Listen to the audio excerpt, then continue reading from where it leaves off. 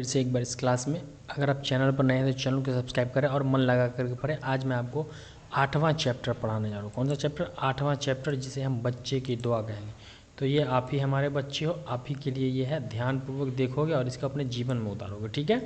और जैसा कि मैं बता दूं आपको कि आज के क्लास के बाद अभी 2 दिन ड्रॉप हो जाएगा आपका पढ़ाई, क्योंकि 2 दिन ईद है। ईद के दिन आप लोग भी एंजॉय करो और मैं क्लास नहीं ले पाऊंगा 2 दिन। फिर ईद के 1 दिन बाद से मैं आपका क्लास समय अनुसार लेता रहूँगा, ठीक है। तो चलिए आज पढ़ाई पे ध्यान दें। एक बार यहाँ पर फिर हम पढ़ते हैं कि यह एक प्रार्थना गीत है। तो यहाँ सवाल निकल गया दोस्तों, ऑब्जेक्टिव स्टेप बाय स्टेप निकलेगा, आप नोट करते जाना कि बच्चे की दुआ क्या है। तो एक प्रार्थना गीत है। इसमें दर्दमंद और वंचित, यानी दर्द जिसके पास है, तकलीफ में वो, और वंचित जो किसी चीज़ों से बच गया हो, कि हिफाजत का संकल्प है, यानी जिसकी हिफाजत कोई न करता उसकी हिफाजत का संकल्प है, तथा खुद को बुराई से बचा कर नेक राह पर चलने की दुआ मांगी। तो सवाल होगा कि बच्चे की दुआ में क्या कहा गया है? तो खुद को बुराई से बचा करके नेक राह पर चलने की दुआ मांगी गई है, ठीक है। अगला अब यहाँ पर शुरू होता है चैप्टर आपका कि लब पे आती है दुआ बन के तमन्ना मेरी। लब यानी होंठ, लब पे आती है दुआ बन के तमन्ना मेरी, यानी मेरी तमन्ना, मेरी ख्वाहिश जो है वो हमारे लब पे दुआ बन करके आ जाती है, ठीक है। लब पे आती है दुआ बन के तमन्ना मेरी, मेरी जो तमन्ना है वो मेरे लब पर, मेरे होठों पर तमन्ना, ख्वाहिश बन के आ जाती है। और कहता है क्या कि ज़िंदगी शम्मा की सूरत हो खुदाया मेरी। कह रहा है कि हमारी ज़िंदगी शम्मा की तरह, शम्मा की सूरत की तरह हो। खुदा से कह रहा है कि हमारी ज़िंदगी कैसी हो जाए? तो शम्मा की तरह सूरत, रोशनास हो जाए, जो कि हम दूसरे को हिफाजत कर सके, दूसरे को रोशनी दे सके। आगे कह रहा है कि दूर दुनिया का मेरे दम से अंधेरा हो जाए, यानी मुझे इस लायक बना दे अल्लाह ईश्वर कि अंधेरों, दुनिया का अंधेरा मैं दूर कर सकूं, ठीक है। तो बच्चे की दुआ में ये कहा गया है। बच्चे की दुआ क्या है? ये प्रार्थना गीत है। अब इसमें आगे देखिए, अब क्या कह रहा है कि दूर दुनिया का मेरे दम से अंधेरा हो जाए, यानी ईश्वर, अल्लाह को कहा जा रहा है कि मुझे इस लायक बना दे कि दूर दुनिया का मेरे दम से अंधेरा, दुनिया में जो अंधकार है वो जो है वो मेरे दम से, मेरी वजह से दूर हो जाए, अलग हो जाए, हर जगह मेरे चमकने से उजाला हो जाए। यानी ईश्वर से प्रार्थना किया जा रहा है कि मुझे इस लायक शिक्षा दे करके, तालीम दे करके बना दे कि हर जगह जहाँ जहाँ मैं जाऊँ, जहाँ मैं चमकूँ, वहाँ से अंधेरा समाप्त हो जाए दुनिया का। इतना आपको समझ में आ रहा है? जैसे यहाँ देखिए, ये प्रार्थना गीत है। बच्चे यहाँ पर लाइन में खड़े होकर प्रार्थना कर रहे हैं। आप भी अपने स्कूल में ऐसे ही प्रार्थना किए होंगे, आपके स्कूल में जो पढ़ाया जाता होगा उसके बारे में। तो यहाँ बच्चे की दुआ पढ़ाई जा रही है। अब कह रहा है कि हो मेरे दम से यूं ही मेरे वतन की जीनत। ईश्वर से कह रहा है कि हो मेरे दम से यूं ही मेरे वतन की जीनत। जीनत का मतलब होता है सुंदरता, है ना, शोभा। तो कह रहा है कि मुझे इस लायक बना दे कि मेरे दम से मेरे वतन की सुंदरता बढ़ जाए। जीनत का मतलब शोभा, सुंदरता बढ़ जाए, जिस तरह फूल से होती है चमन की जीनत। यानी मुझे इस लायक बना दे कि मेरे मुल्क, मेरे वतन की सुंदरता, खूबसूरती बढ़ जाए। ऐसा बना दे जैसे कि किसी फूल से चमन, यानी चमन का बाग, चमन के माने बाग, यानी किसी बाग की सुंदरता तब बढ़ती है जब उसमें सुंदर फूल खिलता है। तो ईश्वर से कह रहा है कि मुझे भी इस जीवन में एक सुंदर फूल की तरह बना दे, ताकि मैं भी कहीं भी जाऊं तो मेरे जाने से, मेरे कुछ करने से मेरे वतन की सुंदरता बढ़ जाए, मेरे वतन की जीनत जो है वो बढ़ जाएगा, ठीक है। अगला कह रहा है कि ज़िंदगी हो मेरे परवाने की सूरत यारब। क्या कह रहा है कि ज़िंदगी हो मेरे परवाना, परवाना माने पतिंगा होता है, परवाने की सूरत यारब, मुझे वो परवाना, पतिंगा की मतलब परवाना बना दे, और इल्म की शम्मा से हो मुझको। क्या कह रहा है? ज़िंदगी हो मेरे परवाने की सूरत यारब, यानी ज़िंदगी जो मेरी हो जाए वो परवाने की तरह, पतिंगे की तरह, और इल्म की शम्मा से हो मुझको मोहब्बत, यानी मुझे एक परवाना बना दे। परवाना के माने पतिंगा होता है, मुझे परवाना बना दे ऐसा या रब। इल्म की शम्मा से हो मुझको मोहब्बत या रब, यानी मुझे ऐसा बना दे कि इल्म की शम्मा से मुझको मोहब्बत हो जाए। तो इल्म यानी शिक्षा, शम्मा माने रोशनी, तो शिक्षा की रोशनी से मुझको मोहब्बत हो जाए। यानी ईश्वर से प्रार्थना है कि मुझे ऐसा बना दे इस आयु में, बचपन में, कि मेरे इल्म की शम्मा से मुझको मोहब्बत हो जाए, मुझे शिक्षा से लगाव हो जाए, प्रेम हो जाए, और जहाँ जहाँ जाऊँ ना तो मैं चमकूँ, अपने देश का नाम रोशन कर सकूँ।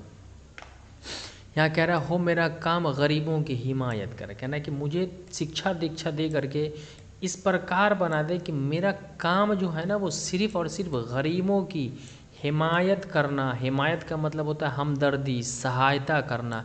ईश्वर से कहा जा रहा है कि ये ईश्वर मुझे शिक्षा दे और ऐसी शिक्षा दे कि मेरा काम ऐसा हो जाए, मेरा काम ऐसा बना दे कि गरीबों की मैं मदद कर सकूं, जहाँ भी जाऊं तो गरीबों की सहायता कर सकूं। तो इसमें गरीबों की सहायता करने की बात कही गई है।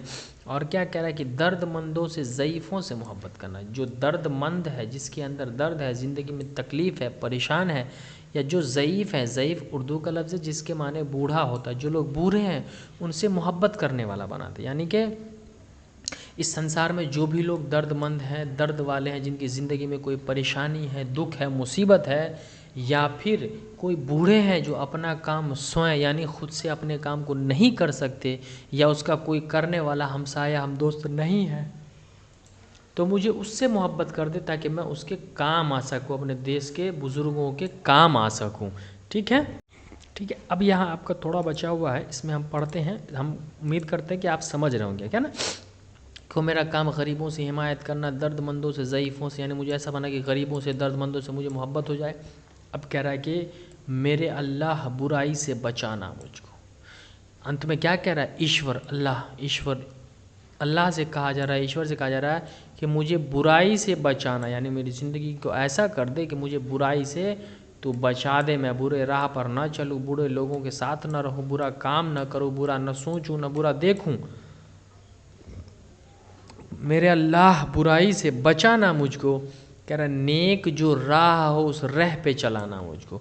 तो नेक जो राह हो, राह के माने रास्ता, नेक राह माने रास्ता हो गया, नेक जो राह हो उस राह पे, तो राह माने भी रास्ता हो गया और राह माने भी रास्ता हो गया। तो थोड़ा सा लफ्ज़ों का अदला बदली है कि नेक जो राह हो उस राह पे चलाना मुझको, यानी मेरे अल्लाह, ईश्वर से कहा जा रहा है कि हे ईश्वर तू मुझे बुराई से बचा, और जहाँ कहीं भी तुझे लगता है कि नेक राह है तो उस राह पर मुझे चला, मुझे सीधा साधा इंसान बना दे।